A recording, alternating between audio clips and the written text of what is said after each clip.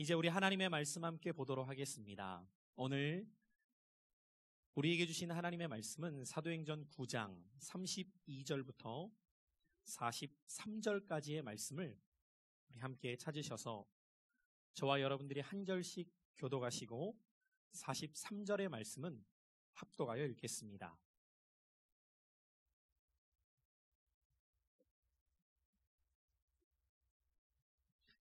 사도행전 9장 32절로 43절입니다. 제가 먼저 읽습니다. 그때 베드로가 사방으로 두루 다니다가 루다에 사는 성도들에게도 내려갔더니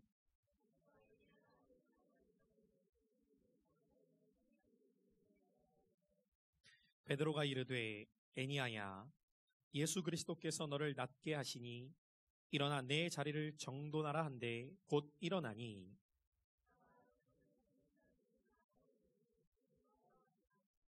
요빠에 다비다라 하는 여제자가 있으니 그 이름을 번역하면 도르가라. 선행과 구제하는 일이 심히 많더니 루다가 요빠에서 가까운지라. 제자들이 베드로가 거기 있음을 듣고 두 사람을 보내어 지체 말고 와 달라고 간청하여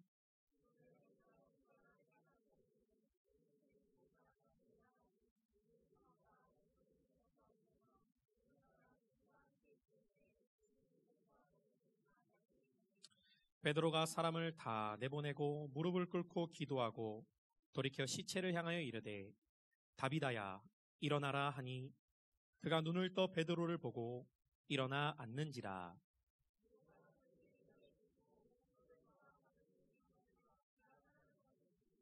온 요빠 사람이 알고 많은 사람이 주를 믿더라. 베드로가 요빠에 여러 날 있어 시몬이라 하는 무두장이의 집에서 머무니라. 아멘. 오늘도 6월 둘째 주일 주의 전에 나와 주의 말씀을 듣는 여러분에게 하나님의 말씀이 들리고 깨달아지는 시간 되시기를 주님의 이름으로 축복합니다. 저는 오늘 이 아침 여러분들과 함께 부흥은 한 영혼을 사랑할 때 임한다. 이와 같은 말씀의 제목으로 하나님 말씀 증거하도록 하겠습니다. 하나님께서는 오늘 이곳에 있는 우리 한 사람 한 사람을 부르신 분명한 목적이 있습니다. 먼저 우리를 부르신 목적은 예수 그리스도로 말미암아 저와 여러분들을 구원받은 백성으로 삼고자 부르셨습니다. 그리고 우리를 부르셔서 구원 주시는 하나님께서는 이제는 구원받은 하나님의 백성이 우리에게 주신 그 구원의 복된 소식을 아직도 알지 못하는 자들에게 전하도록 복음의 전달자로 저와 여러분들을 부르셨습니다. 이 두 가지를 우리는 늘 마음 가운데 새기고 살아가는 자들이 되어야 합니다. 자, 우리 같이 한번 따라해 보실까요? 구원받게 하시기 위해 복음의 전달자로 살아가도록 하시기 위해 이 두 가지 우리를 부르신 목적을 우리는 날마다 붙들고 살아가는 자들이 되어야 합니다. 우리는 사도행전의 말씀을 통하여서 주님으로부터 부름받아 제자된 자들이 이제는 복음의 전달자로서의 삶을 어떻게 살아가는가를 살펴보고 있습니다. 사도행전의 가장 중요한 말씀인 사도행전 1장 8절의 말씀을 보면 오직 성령이 너희에게 임하시면 너희가 권능을 받고 예루살렘과 온 유대와 사마리아와 땅 끝까지 이르러 주님의 증인이 되리라. 그 말씀이 사도행전 전체를 통하여서 어떻게 이루어져 가는가를 우리는 보게 됩니다. 그리고 그 말씀을 통하여서 이제는 제자들이 복음의 전달자로서 예루살렘만이 아니라 유대를 넘어서 사마리아 그리고 땅 끝까지 향하는 모습을 살펴가고 있습니다. 그 가운데 오늘 본문의 말씀을 보면은 두 가지 사건이 오늘 이 말씀 속에 기록되어 있습니다. 먼저는 루다라는 곳에서 애니야라고 하는 사람이 중풍병으로 8년 동안을 고통 중에 있다가 고침받게 된 사건이 첫 번째 기록된 기적의 사건이고, 두 번째로는 요빠라는 지역에서 다비다, 다른 말로는 도르가라고 불려지는 한 여제자가 질병으로 인하여서 죽게 됩니다. 그런데 놀라운 성령의 역사하심과 기적으로 죽었던 다비다가 다시 살아나게 되는 놀라운 기적의 사건이 오늘 본문에 기록되어져 있습니다. 자, 우리는 이 두 가지 기적의 사건을 살펴보면서 사도행전에 기록된 놀라운 성령의 역사는 계속해서 나타나는 사건이라는 것을 볼 뿐만 아니라 성령님이 임하심으로 수많은 표적과 기사의 사건들이 나타나게 되는 것을 보게 됩니다. 그러면 우리가 먼저 생각해 보아야 될 것은 무엇이냐면 성령님께서 사도행전의 말씀 속에 이토록 많은 기적의 사건들을 일으키시는 목적과 의도가 무엇인가를 생각해 보아야 합니다. 지난 사도행전 3장의 말씀을 우리가 살펴보았을 때에 베드로와 요한이 성령의 충만함을 힘입고 이제 그들이 기도하기 위해 예루살렘 성전으로 올라가는 장면이 기록되어져 있습니다. 그런데 그 성전 미문 앞에 나면서부터 걷지 못했던 안진뱅이가 그곳에서 구걸하고 있었던 장면이 기록되어져 있습니다. 안진뱅이는 평소와 다름없이 사람들에게 구걸합니다. 그리고 그 앞을 베드로와 요한이 지나가게 되었을 때에 안진뱅이가 그 둘을 향하여서도 구걸할 때에 베드로가 안진뱅이를 향해서 이렇게 말하였습니다. 내게는 은과 금이 없거니와 내게 있는 것으로 내게 주노니 곧 나사렛 예수 그리스도의 이름으로 일어나 걸으라. 이 베드로의 선포 속에 안진뱅이가 일어나 뛰는 놀라운 기적을 우리는 보았습니다. 왜 성령께서는 이와 같은 기적의 사건을 일으키셨던 것입니까? 3장을 우리가 살펴본 후에 4장의 서두를 보면은 베드로가 이와 같은 사건이 일어나게 된 배경을 설명하면서 우리가 이 일을 행한 것이 아니라 나사렛 예수 그리스도께서 이 모든 일을 행하셨다고 말하였고, 예루살렘에 모여든 수많은 사람들은 이 표적에 대해 보고 들은 후에 베드로의 메시지 앞에 수많은 사람들이 주께로 돌아왔다고 성경은 기록합니다. 그렇다면 우리는 이 기적을 일으키신 성령의 의도와 목적이 무엇인가를 알게 되죠. 기적을 통해서 성령 하나님께서 행하시기를 원하셨던 것은 수많은 사람들을 주께로 돌아오게 하셨다는 거예요. 기적의 그 자체에 주목하는 것이 아니라 기적을 통해 이루시는 성령의 뜻이 무엇인가를 우리는 보아야 한다는 것입니다. 사도행전에 나타난 모든 기적의 사건은 궁극적으로는 영혼을 주께로 돌아오도록 하시기 위한 성령님의 역사였다는 것입니다. 그런 관점으로 우리는 오늘의 본문도 볼 수 있어야 됩니다. 애니아라는 한 사람의 중풍병을 고치게 된 기적의 사건도, 다비다라는 죽은 사람을 다시 살려내게 된 기적의 사건도 성령님으로 인하여서 이 사건을 통해 영혼을 주께로 인도하고자 하는 목적이 있었다는 것을 우리는 볼 수 있어야 한다는 것입니다. 하나님의 관심은 언제나 영혼에 머무시기 때문이에요. 그리고 하나님께서는 그렇게 하나님의 마음을 품고 영혼을 사랑하는 자들을 통해 오늘 이 시대에도 일하시기를 원하신다는 것입니다. 저는 부름받은 저와 여러분 한 사람 한 사람이 구원받은 것에서 끝나는 인생이 아니라 하나님께 붙들림 바 된 삶 속에 쓰임받는 신앙생활, 축복받는 신앙생활을 하시기를 주님의 이름으로 축원합니다. 하나님께 쓰임받는 사람들, 그들은 영혼을 사랑하는 마음을 가진 자들이에요. 한 영혼을 천하보다 귀하게 여기셨던 주님처럼 한 영혼을 그 어떤 것보다도 귀하게 여기는 마음을 가지고 그 영혼을 사랑하는 자들이 될 때 하나님은 그 중심을 보시고 그런 자들을 통하여서 놀라운 일들을 행하실 것입니다. 그렇다면 오늘 이 아침 우리가 말씀 가운데 새겨야 될 마음은 주님 내게도 한 영혼을 사랑하는 마음을 부어 주시옵소서. 그리고 영혼 사랑하는 마음 가운데 나도 이 시대에 주님 앞에 쓰임받는 삶을 살게 하여 주시옵소서. 그렇다면 오늘 본문의 말씀을 통하여서 영혼을 사랑하는 자에게 나타나는 모습이 어떤 모습인가를 우리는 두 가지로 함께 살펴보며 이 말씀을 저와 여러분들의 마음에 새길 수 있기를 축복합니다. 영혼을 사랑하는 자에게 나타나는 첫 번째 모습이 무엇입니까? 같이 한번 따라해 보실까요? 영혼을 찾아 나섭니다. 영혼을 사랑하는 자에게 나타나는 모습, 그것은 바로 영혼을 찾아 나서게 되어 있다는 거예요. 본문 말씀 32절은 이렇게 시작하고 있습니다. 자, 우리 같이 한번 32절의 말씀을 읽어보죠. 그때에 베드로가 사방으로 두루 다니다가 룻다에 사는 성도들에게도 내려갔더니, 오늘 이 말씀에 보면은 베드로가 사방으로 두루 다니다가 룻다에 사는 성도들에게도 내려갔다고 기록하고 있습니다.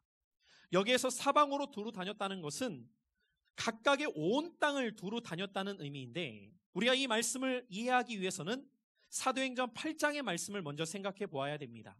사도행전 8장의 말씀을 보면은 박해로 인해서 많은 성도들이 흩어지게 되었을 때에 빌립이 사마리아라는 지역으로 가게 되었습니다. 그리고 사마리아라는 지역으로 가서 그곳에 있는 사람들에게 복음을 전하게 되었을 때에 사마리아 사람들 가운데 여러 사람들이 주께로 돌아와서 세례를 받게 됩니다.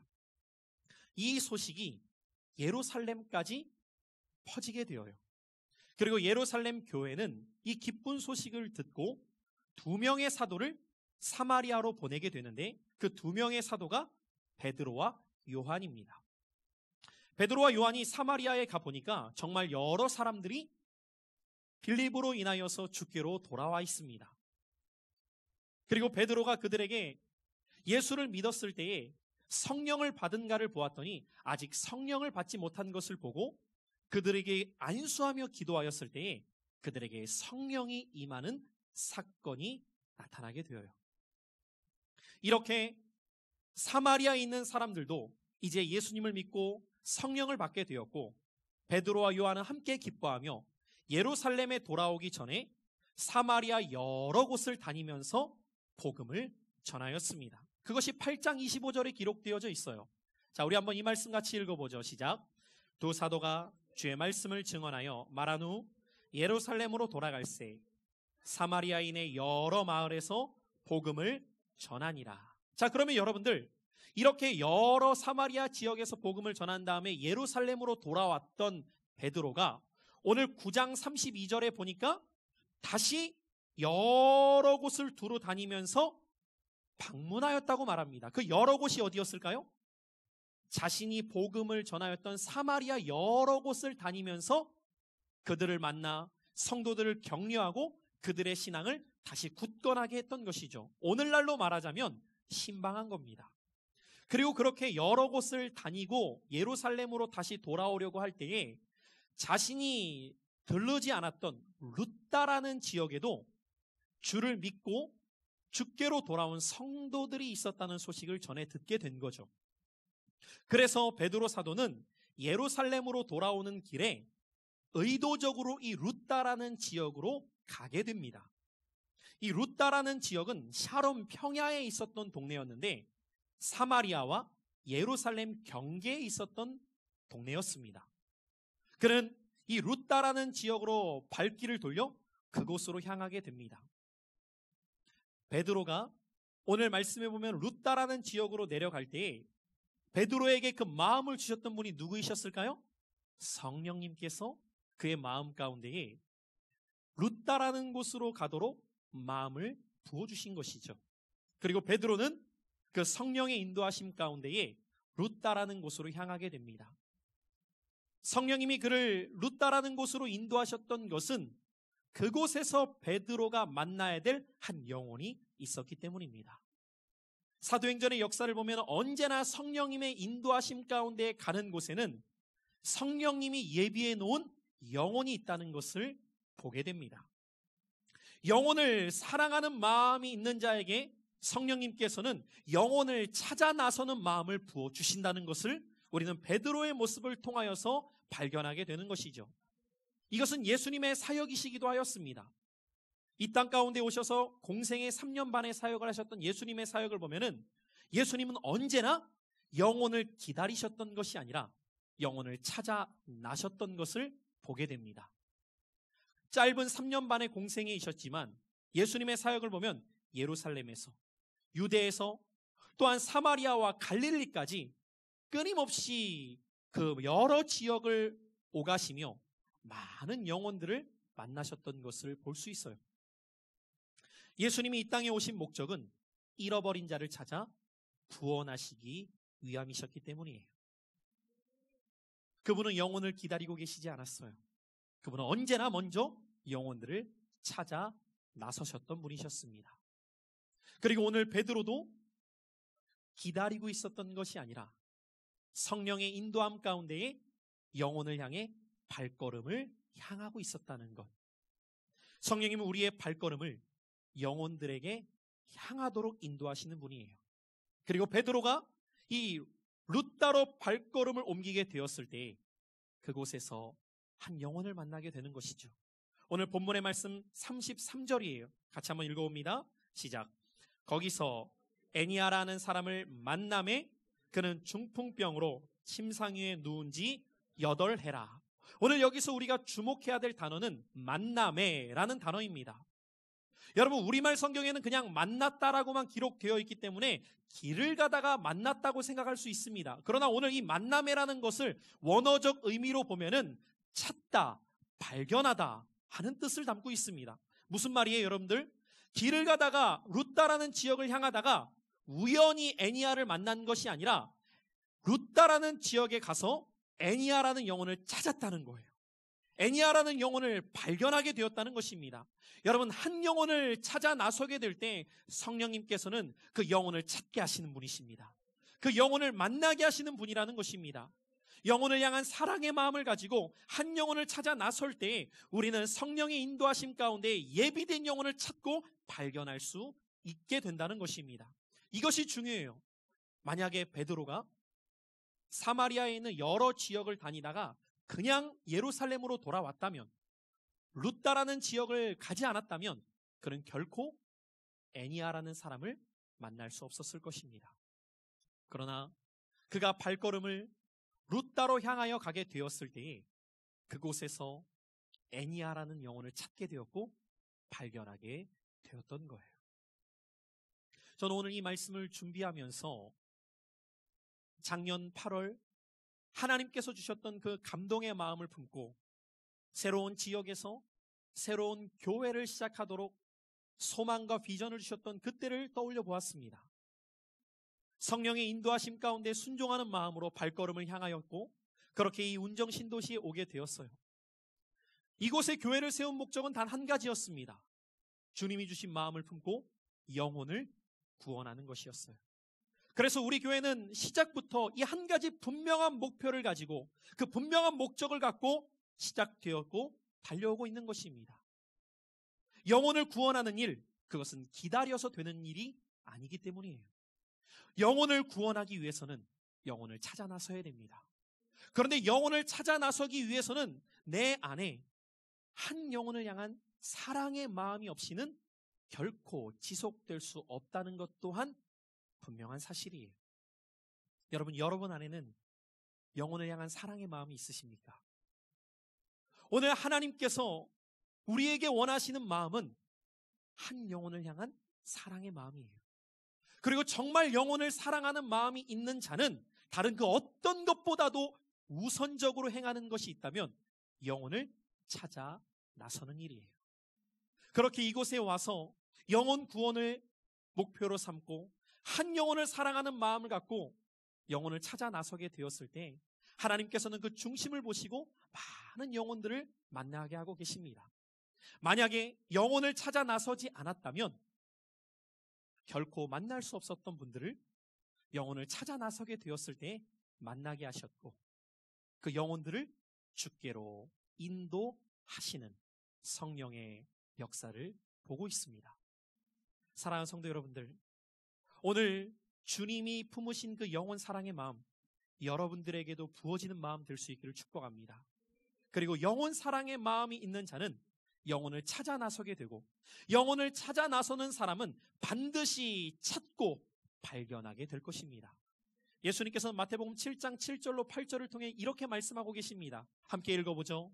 구하라 그리하면 너희에게 주실 것이요 찾으라 그리하면 찾아낼 것이요 문을 두드리라 그리하면 너희에게 열릴 것이니 구하는 이마다 받을 것이요 찾는 이는 찾아낼 것이요 두드리는 이에게는 열릴 것이니라. 여러분, 이 주님의 약속을 믿으십니까?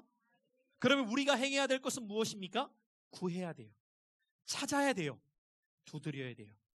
그냥 있어서는 영혼을 찾을 수 없기 때문입니다.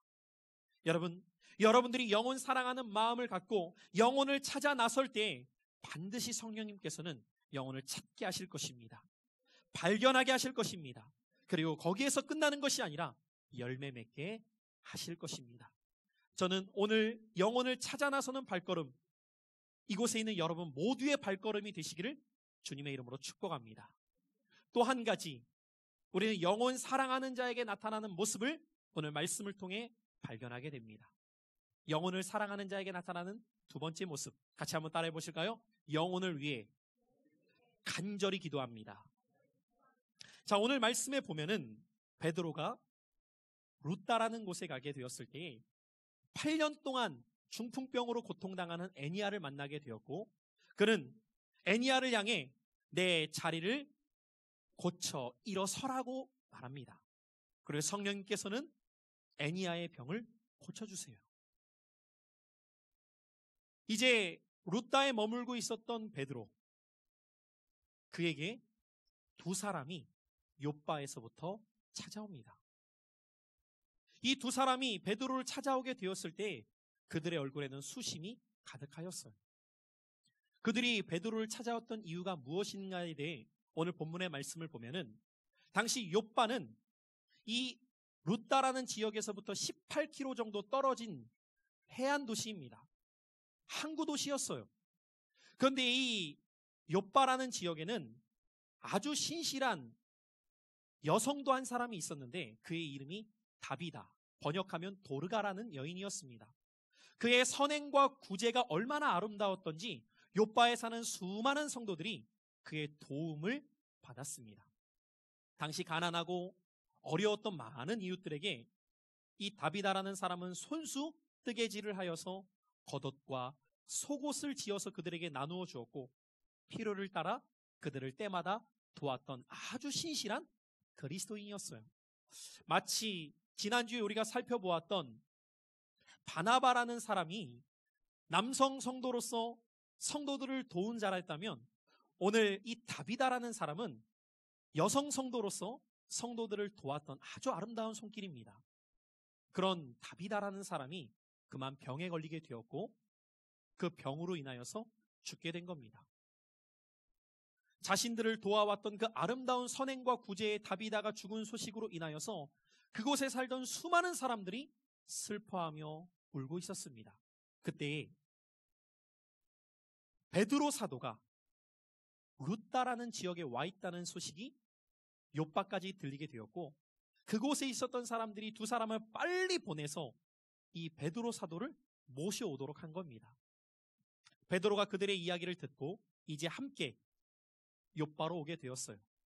그리고 그들의 인도와 속에 다락방으로 올라가 봤더니 이미 그곳에는 많은 과부들이 다비다의 죽음을 슬퍼하면서 울고 있는 겁니다.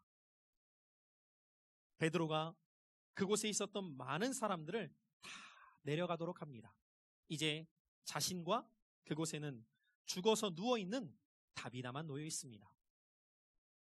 오늘 말씀에 보면 베드로가 이 상황 속에서 어떻게 행하느냐, 자, 우리 한번 39절로 40절의 말씀을 읽어보죠.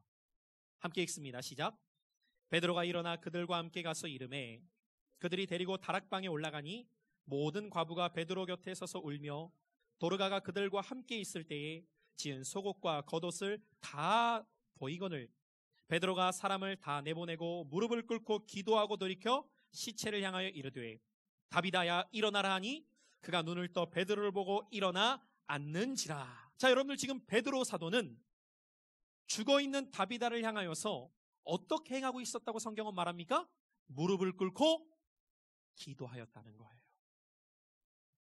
오늘 베드로는 그곳에 모여 슬퍼하는 모든 사람들을 내려가도록 한 후에 그곳에 남아 어떤 일을 행했냐면 무릎을 꿇고 기도했다는 거예요. 무릎을 꿇었다는 것, 그것은 간절함을 나타내고 있습니다. 그런데 여러분, 여기에서 우리가 한 가지 생각해 보아야 될 것은 베드로는 다비다를 평소에 알았어요? 몰랐어요? 몰랐다는 거예요. 여러분, 내 이웃이고 내 가족이면 정말 간절함을 갖고 행할 수 있을지 모르겠지만 베드로는 다비다를 평소에 모르고 있었어요. 그럼에도 불구하고 그는 지금 다비다를 향하여서 간절하게 기도하는 겁니다. 왜 이렇게 행할 수 있었을까요? 그의 마음 가운데는 한 영혼을 향한 사랑이 있었기 때문에. 여러분, 정말 영혼을 사랑하는 마음이 있는 사람은 그가 나와 아는 사람이건 모르는 사람이건 할 것 없이 그를 향해 간절함으로 기도할 수 있게 됩니다. 그리고 간절하게 기도할 때에 그 중심을 통해 하나님이 역사하시기 시작하는 거예요. 여러분, 왜 기도가 중요합니까? 기도는 하나님의 능력을 다운로드하는 시간이기 때문이에요. 내가 기도할 때에 내 수준으로, 내 능력으로는 불가능할지 모르겠지만 기도하는 자를 통해 하나님이 일하시기 때문입니다. 여러분, 지금 이 상황이 믿어지십니까?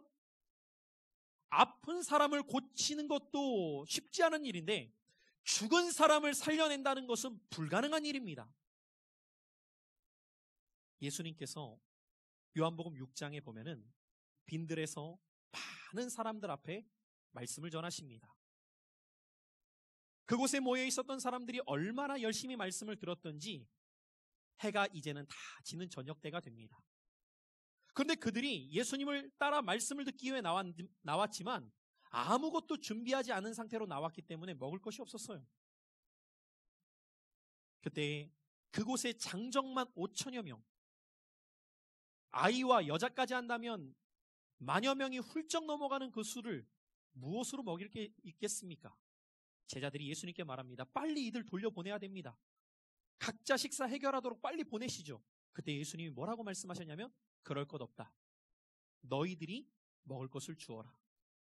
그때 빌립이 예수님의 말씀을 듣고 황당하다는 듯이 이렇게 말합니다. 주님, 여기에 있는 사람들 먹이려면 200데나리온으로도 부족합니다. 여러분, 200데나리온 오늘의 돈으로 환산하면 2천만 원으로도 부족하다는 거예요. 여러분, 그도 그럴 것이 1, 2만 명을 먹이려면 한 사람당 1,000원만 잡아도 2천만 원으로 되겠습니까? 어찌 보면 빌립의 말은 인간의 상식으로는 지극히 당연한 말이고 틀리지 않은 말이에요. 빌립은 참 계산을 잘했던 것 같아요. 그곳에 있었던 사람들 먹이려면 이 정도가 필요하다는 것을 예수님께 말할 때에 그가 모르고 있었던 한 가지는 무엇이었습니까? 인간의 계산으로는 그 말이 맞지만 하나님의 계산법을 그는 놓치고 있었다는 거예요. 여러분, 지금 베드로가 처한 상황, 인간의 상황으로 보면은 얼마나 당황할까요? 예를 들어서 여러분들, 제가 목사인데 어떤 분이 저한테 두 사람을 보내서 빨리 목사님 모셔오라고 제가 묻겠죠. 어떤 일 때문에 그러십니까? 아무개 성도가 죽었습니다. 그럼 제가 속으로 무슨 생각을 할까요? 아, 장례를 치러달라고 부탁하는 거구나 생각할 수 있겠죠. 근데 그걸 부탁하는 게 아니라 어떻게요? 어떻게 살려낼 수 있을까요?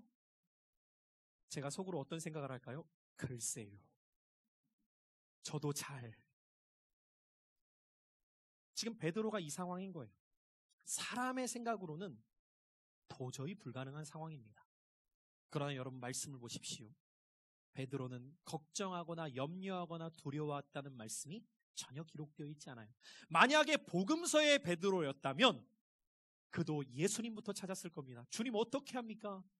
이 상황 우리가 할 수 있는 것 아무것도 없습니다. 그러나 사도행전에 기록된 베드로는 이미 다른 사람이 되어 있었어요.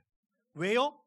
그가 어떤 능력을 가진 것이 아니라 성령의 충만함이 그를 붙잡고 계셨기 때문입니다. 여러분, 내 수준으로 생각할 때 도저히 불가능해 보이는 일들이 있어요. 우리가 인생을 살아가다 보면 이런 상황에 놓일 때가 얼마나 많습니까? 이제는 다 끝났어. 불가능해.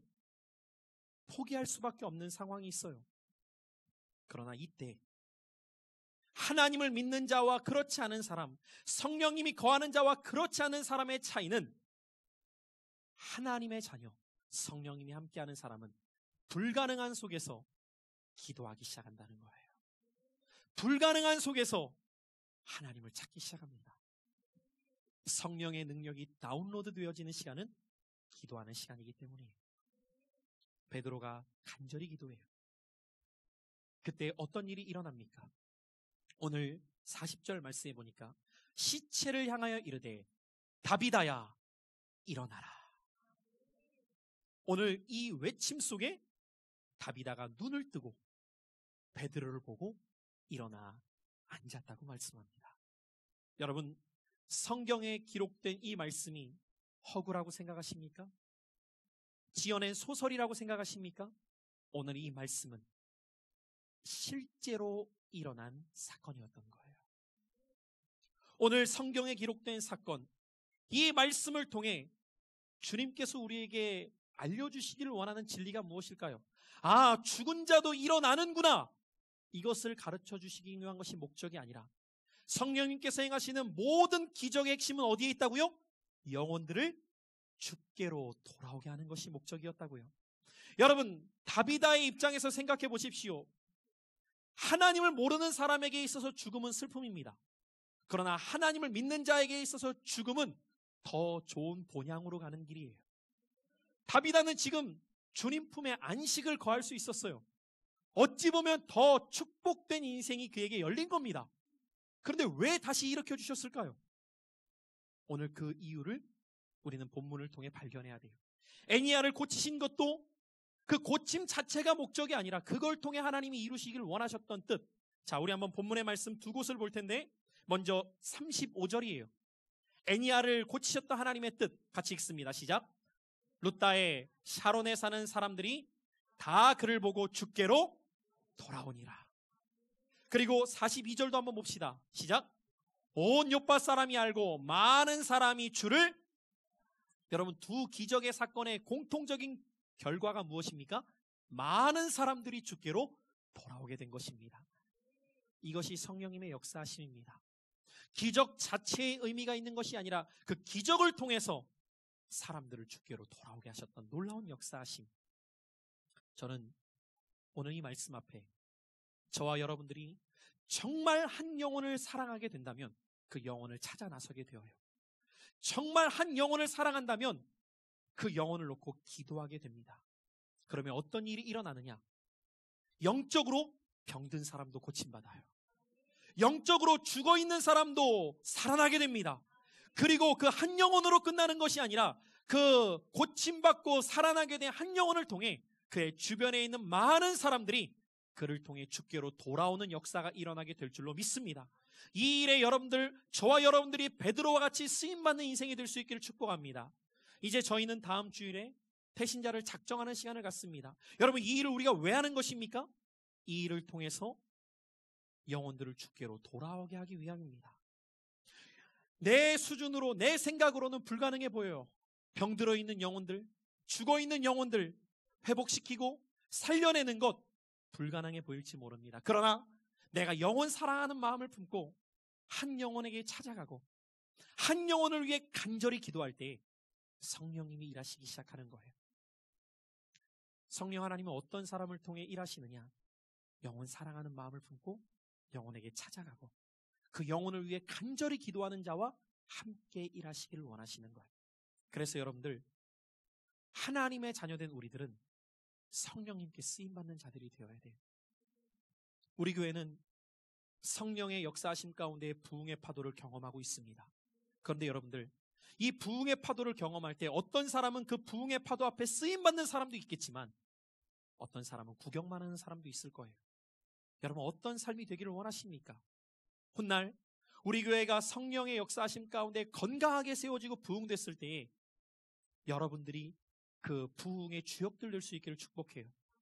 아무개 집사님을 통해, 아무개 성도님을 통해 우리 교회가 이렇게 건강하게 부흥할 수 있었다고, 이분이 영혼을 찾아 나섰고 이분이 영혼을 위해 간절하게 기도함으로 병든 영혼들, 죽어가는 영혼들 살려내는 일에 귀하게 쓰임받았다고.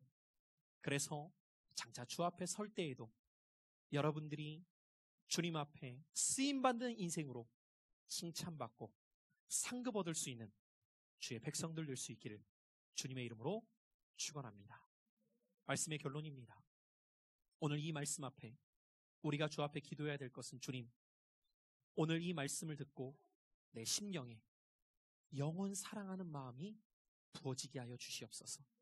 한 영혼을 예수님처럼 천하보다 귀하게 여길 수 있는 마음 주시고요. 그래서 내가 영혼을 찾아 나서고, 그래서 내가 영혼을 위해 간절히 기도하게 하사 열매 맺을 수 있는 귀한 신앙 되게 하여 주시옵소서.